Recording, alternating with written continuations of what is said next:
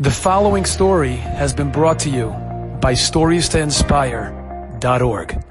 In Eretz Yisrael, there's a family, and the last name is Donat. In America, we would probably call them Doneth. And every single one of their children is a Talmid Chacham Muflig, and they are from the most chashuv, beautiful families in all of Eretz Yisrael. Magidei Shiurim, Rabbanim, Marbitzei Torah. Everybody is off the charts.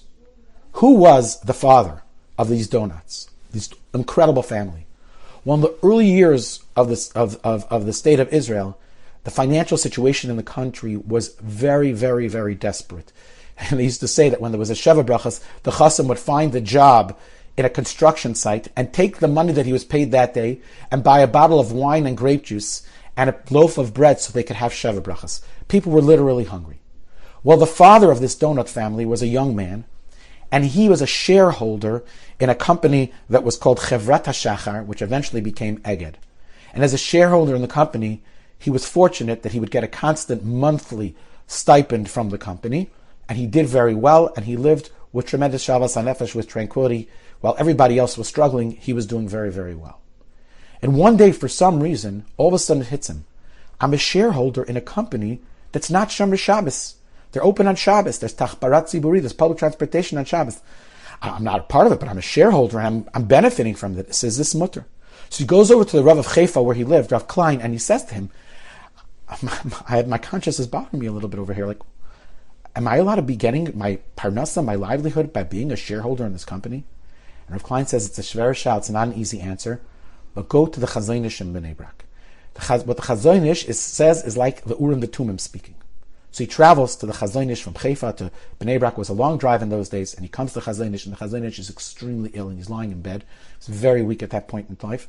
But he shares with him his dilemma. The Chazon Ish thinks for a moment, and the Chazon Ish says to him one word: Asur. It's prohibited, it's forbidden. Listen, the Chazon Ish is the Urim V'Tumim. Rav Donat doesn't hesitate for a second. That day he sells his share in his company, and he gets some money for it, but he has to continue to support his family, his young children. And he looks for a job and he can't find the job. And eventually he takes a new job. He was a soap salesman. He would travel from building to building in Haifa and climb up the stairs. There were no elevators in those days, to the 4th, the 5th, 6th floor with a big bag on his back of soap, and tried to sell soap house to house so he could support his family. And he struggled terribly in Parnassa. And eventually he became a toilet paper salesman. I guess the soap thing didn't work out that well. And at the end of his life, when all his friends were pensioners and they were all in their retirement and enjoying life, he was, I guess you could say, a fellow in charge of maintenance at Yeshivas Nachlas Halavim. His entire life, Ad Yom Maisa, he struggled in Parnassa. And near the end of his life, he met an old friend of his. And this old friend of his had been a shareholder in Chevrat HaShachar. And his friend looked at him and he says to him, so what are you doing these days? And he says, I do maintenance and upkeep in Yeshivas Nachas Levim. And he says to him, why? He says, well, I need to make a parnas. I still don't have an income. And he says to him, you're a fool. He says, we were both shareholders. You know how well I did over the years? I have a gorgeous apartment. I have a car. I have a stipend every month. I have insurance. I've been living the high life. I haven't worked in years. Loser, you sold it. I remember that Shabbos thing. And Rav Donat all of a sudden looked at him and says to him, a car, an apartment, a monthly stipend. That's something of value. Hekamti dorot, he said. Look at me, look at my children. I've built generations. Every one of my children, my grandchildren, even my great-grandchildren are Yereim Ushleimim. Look at what I did in life. And he went running at the Yeshivas Nachas Alvim, and he pulls over the first bacher and he says to him, tell me something. If you could have an apartment, a stipend, and money on one end, or you could have children, Dairis Yesharim, Banu ibn Banam, Aiskim Batar Mitzvahs, which one of those is more precious? Tell me. And the bacher says, you.